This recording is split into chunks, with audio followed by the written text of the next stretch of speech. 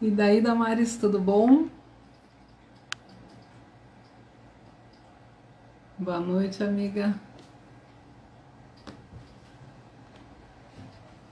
Tudo bom contigo?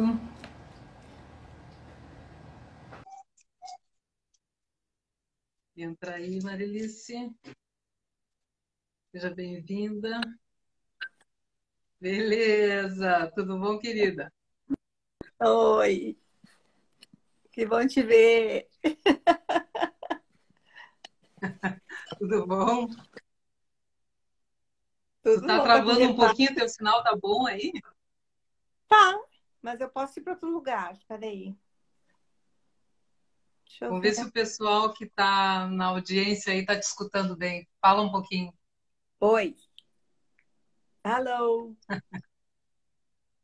O Tô... pessoal tá escutando a Marilice, Damares, tá escutando, de Lu, Vitória.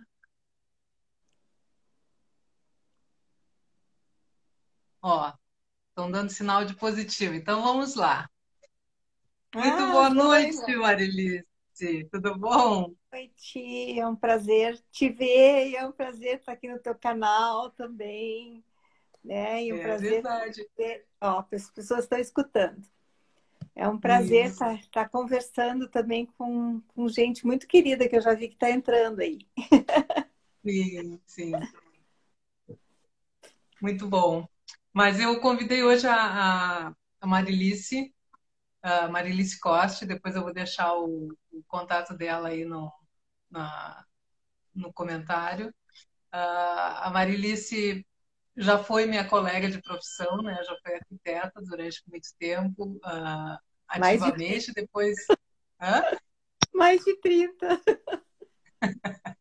E atualmente ela trabalha com arte terapia, que é um trabalho delicioso que ela faz. Conheci a Marilice, eu acho que faz uns 15 anos, né, Marilice, que eu te conheci. É, mais A ou menos. Vitória era Por aí. pequenininha ainda. Aham, E faz tempo. daí ela foi fazer arte terapia contigo, foi um trabalho bem, bem bonito que tu fizeste.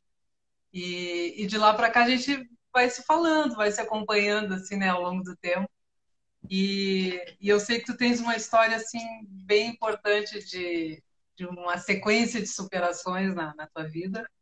E tu és da família Coste, daqueles laticínios, não, como é que Produtos suínos. era? Produtos suínos. Produtos, produtos Coste? suínos da Coste, mas como é que era o nome da empresa? Não. A marca Acoste era dos primos do meu pai, aqui, Hum, sobrinhos do meu pai, em Porto Alegre. Coste S.A. sim, E o meu pai tinha empresa há 45 anos, viveu 45 anos em Passo Fundo, que aí era sim. produtos deliciosos. E o mercado do meu pai era mais para São Paulo e Rio. Mas os Uhum, produtos, alguns produtos eram embalados aqui com o selo Coste S.A. como um acordo entre os dois em função do mercado e vendiam aqui em Porto Alegre com a marca Coste S.A. Então o pessoal aham, lembra, salaminho, salame, essas coisas que o pai produzia sim. 40 produtos, né? Era, já estava começando a exportar, mas não conseguiu acompanhar o mercado, né? A rapidez do mercado, ele já estava muito Uhum, velhinho também. Então as coisas não conseguiram seguir. Mas tinha uma história muito linda, eu acabei escrevendo um artigo que tá no nas minhas coisas aí no site, contando essa história familiar, porque era uma coisa muito linda que eu acho que eu vivi na minha infância, convivendo com operários, convivendo com fornecedores, morando numa casa longe da cidade, onde as pessoas iam lá buscar, onde tinha uma melhor biblioteca que tinha na sim. cidade, provavelmente, porque todos os vendedores de livros batiam lá e o pai comprava tudo que a minha mãe dizia sim. Então, a gente tinha um acesso a conhecimento o tempo inteiro, para pesquisa, e a minha mãe Uhum. incentivava muito também. Então, para dizer a verdade, eu nunca fui na biblioteca da escola, né? Eu Então, não tô... essa tua veia de escritora vem daí, né? Já foi plantado desde criancinha. Sim, a minha família, a minha mãe sempre contou histórias.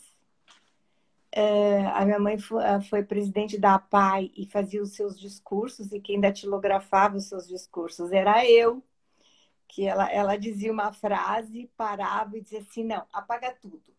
A Marilis parava, apagava e ela e ela alterava a frase inteira falando a mesma coisa de outro jeito. Então isso foi um exercício, né, para mim, né? Sim. Naquela época eu era adolescente, achava um saco, mas com o tempo, agora olhando para trás, assim, foi um exercício de linguagem o tempo inteiro que me deu mais flexibilidade para escrever também, né? Mas eu comecei a escrever aos 10, 12 anos por aí, né, em diários. Aí Hum. tem toda uma trajetória que muitos escritores passam. Diários, carta para os amigos, né? Redações na escola, comunicações na Poesia. escola. A poesia foi a primeira coisa que eu escrevi, foi uma poesia para minha mãe. Está ainda num diário, quando eu tinha uns 8 ou 10 anos, eu não lembro agora mais, agora eu tenho os guardados ainda lá, mas eu não mexo. Era uma poesia bem longa, mas claro que se eu for mexer agora, eu teria que mexer em toda a linguagem que não confere mais, é daquela idade, né? Sim, sim. Eu gostava muito de escrever, lia escondido até de noite. O meu quarto era do lado do quarto dos meus pais e tinha luz que passava do meu quarto pela porta que dava para o quarto deles. Então, assim, a minha privacidade era zero. E aí eles viam que a luz estava acesa no meu quarto e reclamavam, né? Mari, apaga a luz. E a Marilis tinha que apagar a luz, né? Era o abajur aceso, né? Aí eu comecei a botar o abajur embaixo das cobertas. Perigo, né? Imagina. Para E poder ler até mais tarde. li, então, assim, eu tinha coleções de contos, contos russos. Tinha uma coleção da Melhoramentos maravilhosa, que eram os contos hindus, contos russos, contos japoneses, contos chineses. E a gente entrava naquele universo, né, das fábulas, dos contos de fadas, dos príncipes e tudo, enfim.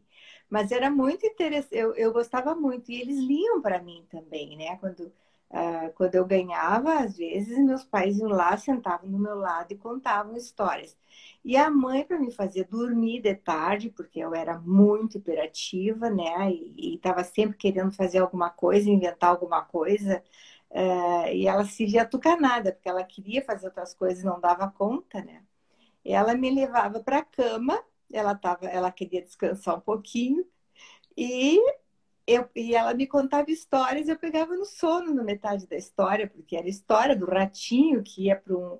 Aí ela colocava todo o universo dela, né? Ou era a fábrica, ou era o ratinho que viajou num trem, depois do trem entrou no navio, e aí ele casou vestindo fracote, todo frajola, a linguagem toda daquela época que ela contava. E eu entrava naquelas histórias e eu pegava no sono e ela saía da cama e me deixava dormir. Isso me fez lembrar as histórias que eu contava para a Vitória também, quando ela era pequena. Eram sempre histórias que estavam assim relacionadas com o dia a dia, com as coisas que tinham acontecido naquele dia, só os personagens eram outros, né? E no final da história ela sempre se dava conta, mas essa princesa da história sou eu, né, mãe? Então, porque as Querida. histórias sempre terminavam rolando no nosso dia a dia, assim, claro que com várias flores na volta, né? Mas era bem interessante. Mas depois disso, a tua adolescência, casou, os Casei filhos. muito cedo, no ímpeto de adolescente, precisando de limites. Eu entendo tudo isso, fiz terapia há muito tempo para entender essas coisas todas, né? E casei muito cedo, escolhi inadequadamente, tive filhos muito cedo, vieram gêmeos. E aí começou a minha trajetória de mãe eterna, né? Porque um dos meus meninos era autista, naquela época ninguém considerava o autismo como uma dificuldade da criança, a dificuldade era minha. E eu tinha Uhum. 3 crianças e eu tinha problemas com uma só. engraçado, né? Então, o problema era como se eu tivesse focado naquela criança, né? Mas o meu filho, ele sempre, desde os 3 anos, já tinha problemas, né? E já tinha outras patologias associadas também, que faziam com que ele saísse do ar, né? E que também que são comorbidades depois que a gente entende que é do autismo, né? Mas na década de 70, uma psicóloga olhou para mim e disse assim: Tu sabe, né, mãe? A culpa é tua. Tu és uma mãe geladeira. Então, assim, as coisas começaram desde lá, mas eu tive o privilégio de ter grandes pessoas amigas na minha vida. Ainda tenho, né? Eu cultivo muito amizade. A amizade, para mim, é uma das coisas mais preciosas que pode existir. Que a gente, quando é parente e a gente é amigo, melhor ainda. Mas Sim. amigo é uma coisa, para mim, assim, que é um valor imensamente grande. E então, assim, a perda de um amigo, eu quando me casei, eu queria ser uma adulta, eu tinha 16 anos, 17 anos, e queria me vestir como uma velha.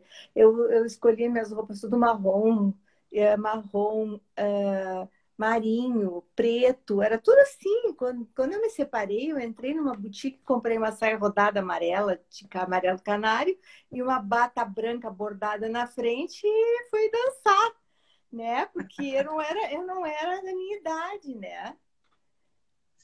Sim, né? quando tu separaste, é que tu foste viver a tua juventude. Não, porque eu já não podia mais viver a juventude. Eu tinha 3 crianças em casa, então eu comecei a estudar, né? Eu comecei a estudar na Unicinos, que agora eu vejo as pessoas reclamam tanto de tanta coisa. Eu não reclamava, eu pegava o ônibus perto da minha casa, ia para o centro, ia pegar o ônibus para ir na Unicinos, fazia aula todo dia e voltava às 11h30, 10h30 da noite, por aí, eu estava chegando no centro. Ia a pé da Praça Rui Barbosa até o mercado, pegava o meu ônibus que vinha para minha casa e eu vinha de ônibus. E aí não tinha celular, né? A gente vivia, ninguém morria por causa disso, né? É verdade. Mas Os era tempos eram assim, bem chegava outros. em casa e eu tinha uma lista de coisas para ver com as crianças, né? Ficava com uma empregada.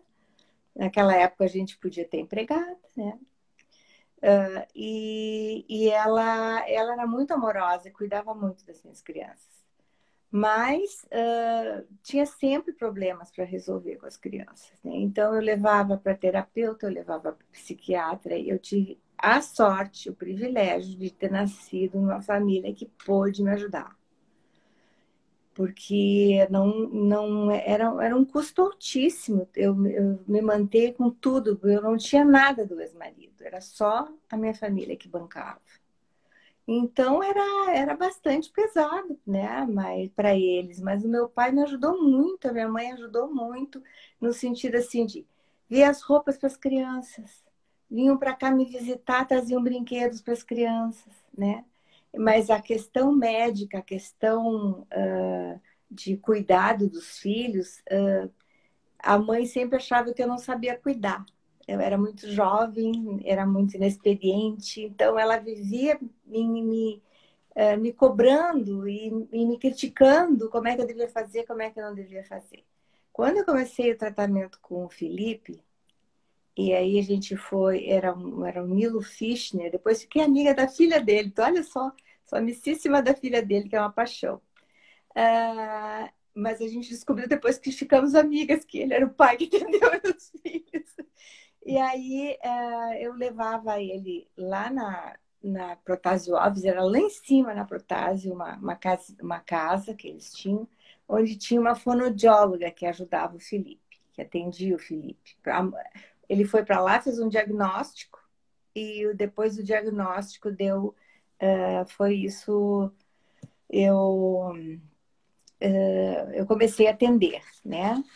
Com essa pessoa, Alda Rodrigues Leite, uma pessoa maravilhosa, ficamos amigas até ela morrer. E ela que me dava todo o suporte como mãe. Um dia ela me chamou e disse assim: Eu vou conversar com a tua mãe, porque quem é mãe é tu. Quem precisa se empoderar é tu. tu vai te impor agora com a tua mãe, porque é tu que está aprendendo a ser mãe, não é ela que está fazendo outro papel. E ela queria que eu desse um dos meus filhos para ela. Ela verbalizava isso e eu ficava apavorada, né?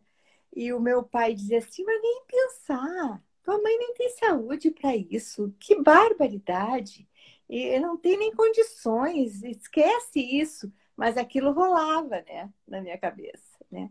Mas, enfim, o Felipe foi muito atendido, foi para creche, tive problemas em creche também, que prenderam ele embaixo de uma escadaria, numa crise que ele teve, assim, que é muito comum no autista, né? A criança está brincando na areia, no meio das outras, né?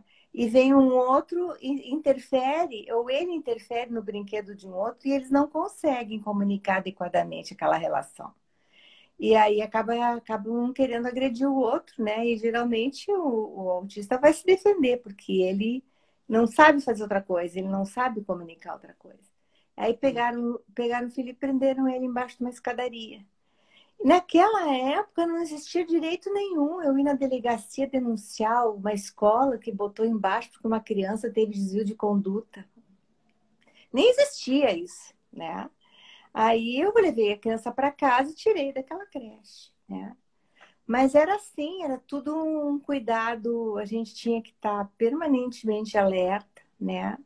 Até com outras empregadas, que eu tive empregada que teve sífilis na minha casa, né? Eu descobri e mandei tratar e, claro, foi embora, né?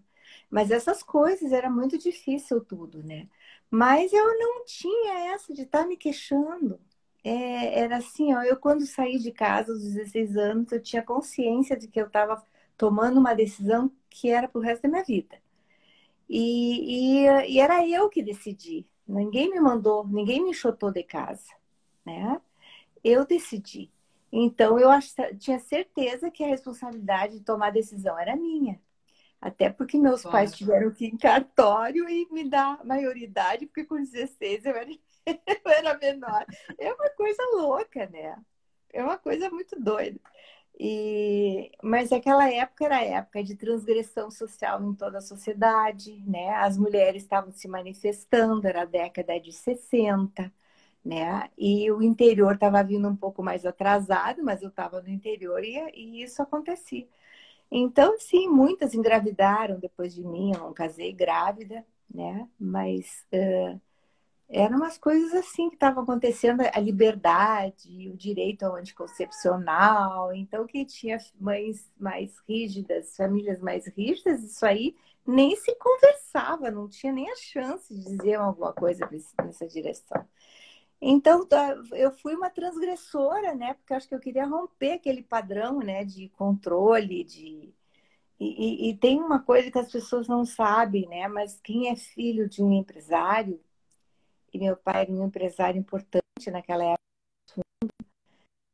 e são visados, né? Meu pai teve ameaça de morte de filho, sabe, uma série de coisas que faz com que a família fique sempre em alerta com medo que vai acontecer alguma coisa. E isso gira um Sim. controle muito grande do grupo familiar, né? E então, naquela época, era toda outra história. Mas eu tive muitos amigos, os amigos que deram força para eu mudar. Então, quando essa psicóloga me chamou de mãe geladeira, né? Eu fui contar para a fonoaudióloga, né? Porque ela era meu vínculo inicial, né? Ela que tinha me encaminhado para essa psicóloga. Ela disse: sai fora, não tem nada a ver, né? E aí, assim, tu bota isso para lá e segue a tua vida. E era assim que eu fui aprendendo a lidar com as coisas, porque era limite aqui, era limite lá, era não pode aqui, não pode lá. Quando o divórcio, para mim, aconteceu 3 anos ou 5 anos depois que eu já tinha me separado. Porque a mulher não podia ter o divórcio, era o desquite, ela tinha que provar para a sociedade que ela era boa de moral para poder divorciar. Eram umas coisas muito, muito doidas, né, que aconteciam, mas a gente tinha que entrar na linha, senão a gente era marcada. Eu me Era divorciei, isso ou isso, né? era isso ou nada. Eu me separei em 74, né? Eu tinha 23 anos e fiquei com as 3 crianças.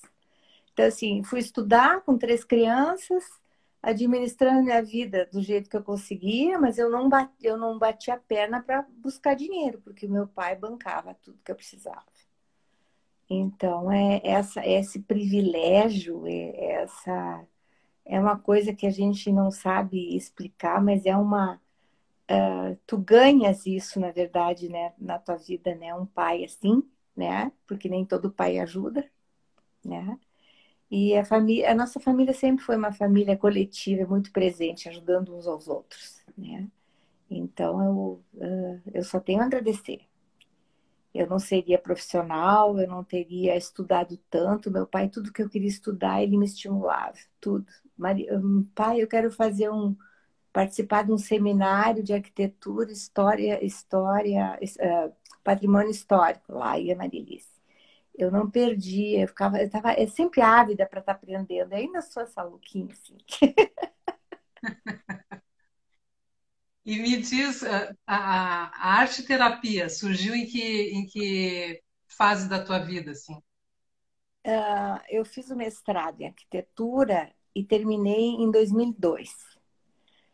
E nessa época eu estava fazendo terapia e apareceu no meu colo um convite para fazer o curso de arte terapia que estava começando em Porto Alegre. Eu fui uma das primeiras turmas naquela época, desse grupo que dava essas aulas e fui a primeira turma. Não me lembro se a Infapa já tinha outro, mas eu não sabia, né? Isso apareceu no meu colo e a minha terapeuta olhou para mim, tu vai fazer, né? Eu disse, como assim? Tem a tua cara, né? Mas eu sempre utilizei a arte, né? Quando eu estava triste, eu tinha o meu diário, dizia tudo que era coisa para um diário, é um amigo invisível, né? Que tu está construindo ali, né? Que te escuta.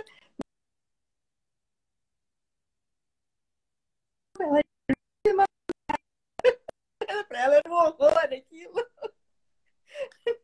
Mas era o início que a gente estava começando a se expressar o que pensava, e era o diário, só tinha essa possibilidade, né? Era o melhor amigo, né? Era o melhor amigo. Ou a Então, melhor amiga. é, É. como é o diário, né? A gente trata como a melhor amigo, porque melhor amiga não dava para juntar as coisas de português, né? Mas escrevi diário sempre, né? Há muito tempo. E depois parei, me enchi, comecei a fazer outras coisas. Mas então a arte terapia apareceu assim. Bom, eu estava onde? Na arte terapia, né? E aí, Isso. bom, aí então eu consegui fazer o curso, me encantei com aquele curso. Eu achei que era uma coisa maravilhosa para mim. Foi assim, a minha turma. Eu nunca me senti no meio dos arquitetos tão bem quanto na arte terapia, que é Sim. uma coisa. Primeiro que é um grupo muito amoroso de pessoas, né? Muito afetivos, né?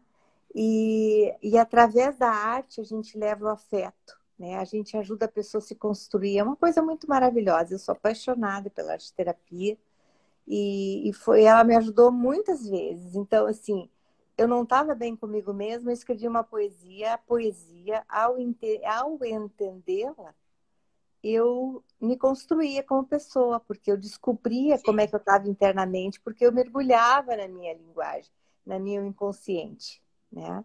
E isso aí foi muito tempo, né? E a pintura eu comecei aprendendo coisas muito rígidas, muito chatas, mas depois, com o tempo, comecei a desenhar coisas para mim, né? E aí a arquitetura me ajudou muito, porque a gente tinha, não sei agora como é que tá, né? Mas a gente tinha 1 ano e meio de plástica, né? 1 ano e meio Sim. de desenho, 1 ano e meio, né? Então É, a gente se eu vejo o preparava. pessoal hoje brigar um pouco com isso, né? Com o desenho à mão livre, com essas coisas, porque hoje o computador já faz tudo. Então, as escolas estão encontrando dificuldade e resistência para continuar com com esse desenvolvimento plástico, mas eu acho fundamental isso para Mas acontece que eles também o estão desenvolvimento faltando. das pessoas. Olha, eu acho que está faltando um pouco de conhecimento para levar para os alunos, né? Porque um aluno de arquitetura que não sabe se expressar com a mão, ele está num cliente, vai buscar o computador para desenhar para o cliente ver, né? Não, é isso, entendeu? Tu tem que chegar ali e É, fazer um desenho. Olha, isso aqui eu vou subir tanto, por isso que vai dar tanto, ou vai ficar assim. É muito duro o desenho do computador. Eu não gostei, não aprendi e me nego a entrar nesse universo que eu acho que é um novo curso de arquitetura, aprender a usar o CAD. Eu acho bastante complexo para o meu raciocínio de desenho, né? Mas prefiro Corel Draw, né? Ou qualquer outra que tu usa a expressão artística, mas não essa rigidez do 1 mais 1 é 2, que se não dá certo ali estraga todo o resto, né? sim. O CAD é rígido. Mas então assim, eu me formei em arte terapia e comecei a atender e aí eu sou feliz fazendo isso, adoro, as pessoas notam até porque quando eu converso sobre isso, porque assim, mas tu brilha quando tu fala em arte terapia. É mesmo. Eu gosto muito mesmo. E é o processo de expressão, não importa se vai ficar exato, não é uma aula de desenho. Se a pessoa quiser aprender, a gente até orienta. Mas não é esse o objetivo. O objetivo é a pessoa se descobrir. E as pessoas são lindas, são singulares, são maravilhosas, cada uma com a sua riqueza. Então, é um universo que a gente entra numa sessão de terapia, de arte terapia, né? Sim. Sim, é um canal para expressão, né? Não é É, nada mais que então, assim, me isso. ajudou muito a superar muitas coisas. A arte terapia que eu fiz comigo, né? Hum, E então, assim, aprendi a superar jogando para o alto, né? Meu pai faleceu, a firma faliu, né? E aí eu aprendi um monte de coisas com isso, mas chega uma hora que tu tem que jogar para o alto, né? Deixa passar. Quando eu não estava bem também, a mãe, eu sentava com a mãe, eu estava licionando em Passo Fundo, ia para lá licionar, e no fim de semana, aí dava aula sexta e sábado. E a mãe estava me esperando com uma sopinha quentinha, com aquele frio, e a gente ficava conversando na cozinha. E aí eu contava todas as minhas tristezas para ela me ouvia. hum. E aí ela, quando eu terminava, ela disse assim, minha filha, tudo passa. E isso é uma coisa maravilhosa. Tu tem uma mãe que te diz isso tudo passa, mas as mães se angustiam mais do que a gente, né?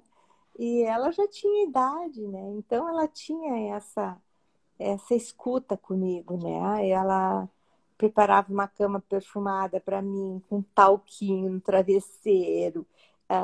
Então vamos fazer uma coisa que a Mari gosta, coisas assim, que eu chegava muito cansada. As mães de quem tem filhos com problemas são muito cansadas. Sim, E é uma coisa de um esgotamento emocional, mas que vem para a parte física. A gente reage porque tem que reagir. Mas é muito cansativo.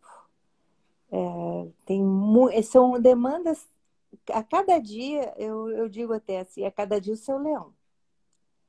Porque não dá para ficar, apesar de gostar de planejamento, e as minhas irmãs até diziam para mim, Marilice, para de sim. olhar lá para frente, tu tá sempre pensando no que vai acontecer depois, né? Eu não sei da onde saiu isso, né? Mas é aquilo de que a gente, com 3 crianças pequenas, como é que eu não ia olhar para frente, né? Uhum. Como é que eu não ia planejar? Como é que eu não ia pensar como é que ia ser lá adiante? É difícil sair fora do planejamento, né? Ou de projeção, assim. Só que nem sempre isso é bom, né? Ficar pensando nos dias seguintes, às vezes vem surpresas boas que a gente não está esperando. E atualmente eu aprendi uma coisa simples. Você deixa rolar, baixa a ansiedade, que as coisas se acomodam. Uhum. Quanto mais ansiosa a gente fica, mais a gente entra numa outra onda energética que eu não sei explicar bem, eu acredito, mas não sei explicar tão bem, né? Mas que isso eu aprendi ultimamente, né? Nos últimos anos da minha vida. É uma, e às vezes eu tô naquela onda de ansiedade e tal, daí não me dou conta, mas essa ansiedade passa. A ansiedade passa, as coisas se acomodam mesmo sem a minha loucura e minha correria, né? Então a gente Sim, realmente tem assim, eu acho que uns caminhos que a gente não conhece, né? Mas que interferem na nossa vida. Então, deixar baixar poeira. Se gosta de rezar, vai rezar. Se gosta de fazer exercício, vai fazer exercício. Mas tem que se cuidar para ficar inteira. Porque se vem coisa boa, tá doente, não adianta mais. sim. E a questão de tu tiveste três filhos, né? Os gêmeos Eu tenho e mais o, um. Eu tive e o quatro, É mais um. Felipe? Não, eu tive os gêmeos. O Felipe é um gêmeo. Depois a Melina, né? Uhum. E o Guilherme eu tive depois, né? Ele Sim. nasceu, eu tinha mais de 30 anos, e ele chegava para mim assim, ai mãe, eu queria tanto que tu fosse assim, que nem a mãe dos meus colegas, e me esticava aqui assim, tipo, porque eu era uma mãe mais madura perto dos outros, né? Sim. Então, mas foi muito bom, porque eu tinha mais maturidade. A gente deve ter filho com maturidade. É muito mais fácil, é muito mais leve, né? A gente faz com muito mais tranquilidade, passa a noite em claro sabendo que aquilo lá não é desesperador, que é só um tempo vai passar, né? Mas é que é da maternidade. O grande desafio da maternidade é que não, a gente não tem um manual para seguir, né? Então, a gente vai enfrentando as dificuldades e as coisas que vão surgindo sempre com muita estranheza. Depois que as coisas já aconteceram, isso se torna um aprendizado, mas os primeiros filhos são os que nos causam assim maior É o desgaste. teste. E a relação deles contigo e a atenção que tu tinhas que dar para esse filho autista, isso te causava algum Ah, desconforto, não? sim, que assim, ó, eu não sei te explicar como é que isso acontecia, mas era assim, quando um filho estava bem, o outro piorava. Eu nunca tinha em casa os três bem. Se um estava deprimido e já estava resolvendo aquilo, adoecia o outro. Aí o outro começava a melhorar, aparecia o outro. Então, assim, eu já estava acostumada que vinha sempre uma onda, assim, sempre vinha alguém que tinha algum problema para resolver. Sim, E então, se eu estava sempre envolvida com eles, por mais que eles tenham sentido falta de mim, eu tentei ser uma mãe presente o tempo todo. Tanto é que essas oscilações, dizia o psiquiatra, assim, isso aí é de família sadia. Não é sempre um só que tá doente, né? Tá, tá rolando a coisa entre todos, né? sim. Mas claro que existiu esse sentimento nos filhos, né? E quando eu me dei conta que essas coisas estavam assim, que o Felipe não passou a não morar mais junto comigo, né? Foi isso aí, foi em 96, 97. Eu comecei a me direcionar de outra forma para as crianças, para os outros, né? E perguntei para eles se eles tinham sentido isso. Um sente, outro não sente, né? Mas de todo jeito eu busquei melhorar bastante a relação que eu tinha com eles.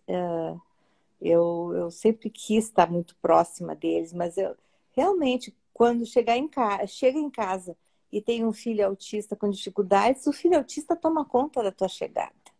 Sim. Se não é com problema, é com outras coisas, né? A alimentação, é a roupa, é a necessidade de atenção, e eles competem entre si como qualquer outros filhos, né? Então eu ficava sempre atenta.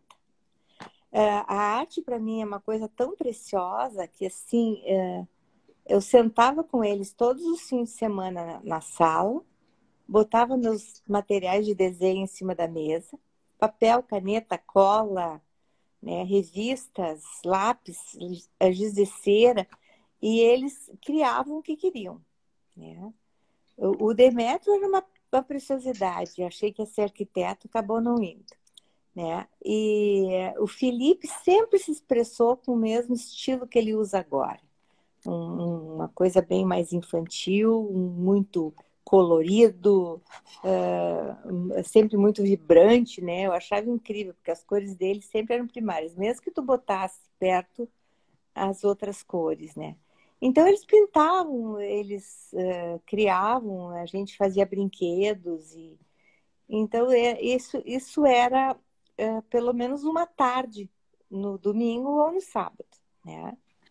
E aí eles lembram que eu levava nas praças, que a gente ia no teatro, os saltimbancos do Chico Buarque a gente assistiu no Teatro Leopoldina, né? Então, assim, aquilo ali foi um marco, assim, foi maravilhoso. Comprei o disco. Então, assim, essas coisas da arte eu estava sempre presente, né? Comprava livros para eles. Era o que eu conseguia fazer, né? Porque eu estava sozinha, né? Eu fui casar de novo 8 anos depois que eu tinha me separado, né? Era um bocado já de tempo. Eles já estavam mais crescidos, né? Mas é isso. Cada dia é o seu leão. Se eu estivesse pensando em todos os problemas que eu ia ter com todos eles o tempo inteiro, eu não sei o que eu faria. Acho que eu surtava, né? Apesar de eu também deprimir, né? A gente não é tão forte sempre, né? Teve uma época que eu queria ser que nem uma louca, que eu me vi uma louca, que naquela época a gente dizia assim, agora a gente diz uma pessoa com transtorno mental, né? Mas é sentada na calçada, balançando as pernas. Ela devia ser uma fugitiva do São Pedro, naquela época não tinha essa questão da desmanicomialização, né? E os centros de atenção, como agora. Então, assim, realmente ela estava bem perdida, mas ela estava bem feliz ali. Eu disse, meu Deus, que inveja de não ter o que pensar, né? De não É. ter o que resolver quando chegar em casa, né? E de querer, às Mas, vezes, desistir da faculdade, né? Cansada, uhum. né? De chegar em casa, um filho não tá bem, e eu ter prova, e chegar lá e o professor dizer para mim assim, o papel da mulher é ficar em casa. Bloqueou, não consegui mais fazer desenho nenhum, né? Se isso é professor para uma mulher na década de 70, né? Lá na Unicinos, que a gente fazia todo o esforço da aprender aula lá.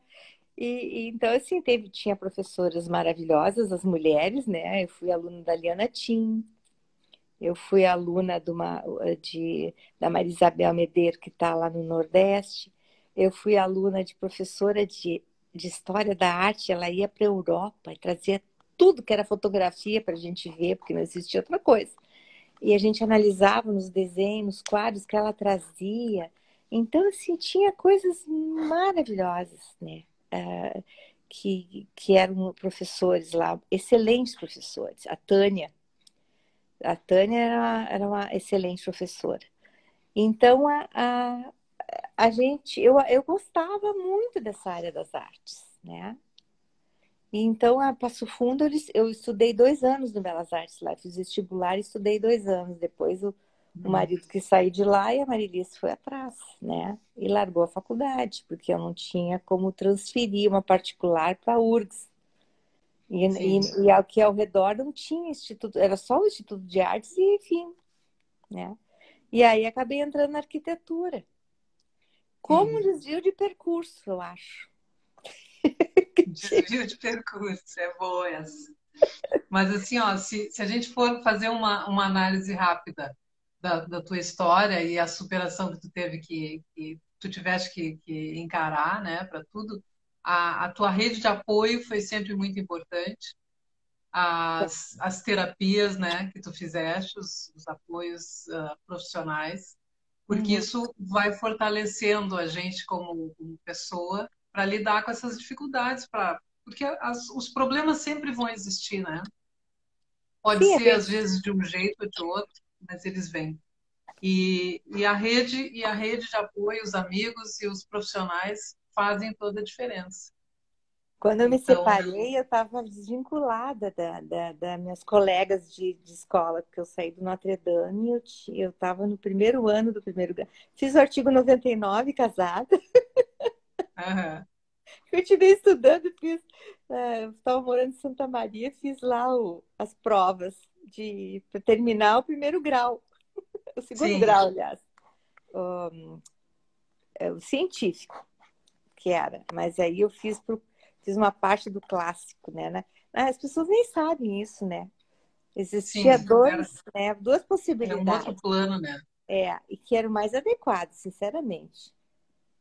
Que a gente vai utilizar na vida depois se tu só for escritor, né? Física, química é muito pouco daquilo que tu vai utilizar. Sim, E quanto esforço para aprender tudo aquilo, né? E então a gente optava, ou ia para o clássico, que estudava as humanas e a letras, né? Essa área, ou o científico, que eram os médicos. As humanas eram advogados, né? Entrava na área da escrita, da linguagem, né? Mais propriamente dita. sim, da E comunicação. da comunicação, jornalismo, que eu queria ser, mas jamais a minha família me deixaria ser jornalista, né? Porque tinham a fama, os jornalistas, que tinham que dormir Sim, com as pessoas dos jornais. Tu imagina que cabeça no interior, né? Não tem lógica. Quis estudar filosofia, também não me deixaram, porque isso aí não era coisa para mulher, não ia dar renda para mim. Assim, entendeu? Umas coisas focadas, distantes do meu universo. uhum, E, mas a gente tem que se impor mesmo, né? Tem uma hora que os pais são um estofo para a gente, mas a gente tem que sair dali, porque senão a sim, gente se não se descobrir, né? constrói. Se Senão a gente descobrir não como se pessoa, constrói. como mulher, e construir a imagem que a gente quer, né? No mundo, na vida, na nova família, tudo. Mas a gente já pode ir para o encerramento, da nossa conversa, porque daqui a pouquinho já encerra. Então, eu gostaria, assim, ó, de agradecer muito as pessoas que estiveram aqui hoje conosco, conversando, ouvindo essas histórias da Marilice, que são bem interessantes. E, e espero que tenham tirado alguma coisa daí, desse bate-papo. E gostaria, assim, ó, que a Marilice dissesse alguma mensagem final aí para quem ficou nos ouvindo, que ficasse como mensagem, né, para a semana, para o mês e para. Ó, a Ana Lúcia que acabou de entrar aí está de aniversário hoje. Aqui Parabéns, não Ana apareceu, Lúcia. Ana. Ah, tá lá embaixo. Pois é, tem bastante gente aí, pelo jeito. Muitas pessoas que eu conheço aí, muito queridas para mim. Bom, primeira coisa seria, eu diria uma coisa que se chama gratidão, tá? Eu sou muito grata ao que eu recebi e sou muito grata aos meus amigos, muito. Eles não têm noção de quão preciosos eles são para mim. Ou talvez saibam, porque eu digo, né? Inclusive, isso é uma das coisas importantes para quem tem filhos com deficiência. Não abandonem os amigos. Façam novos também, mas não esqueçam dos amigos antigos, porque em algum momento tu vai reencontrar. Ainda mais agora, né? Com essas redes todas é mais fácil. Mas Sim, naquela época eram cartas, né? A gente se correspondia, a gente voltou a se relacionar. Quando eu me separei, eu procurei todos os meus amigos antigos. E aí a gente constrói uma continuação daquela história, né? Que ficou parada em algum momento, né? Porque sim. depois que eu saí de Passo Fundo, eu fiquei distante deles, né? Mas então, assim, seria gratidão, reconhecimento do valor das pessoas que passam pela minha vida. Todas têm um pedacinho da minha história. Todas. Eu gosto muito de gente, né? E agradecer também a você, né, que me fazer esse convite querido, né, de eu te ver também. né? Fazia o tempinho que a gente não se via, né? Mas é E, sempre bom te ver e olha, conversar contigo. é, Sempre bom. e, e agradecer as pessoas que estão ali assistindo, que são muito queridas. Ali a Zoila botou, beijo da Zoila, querida.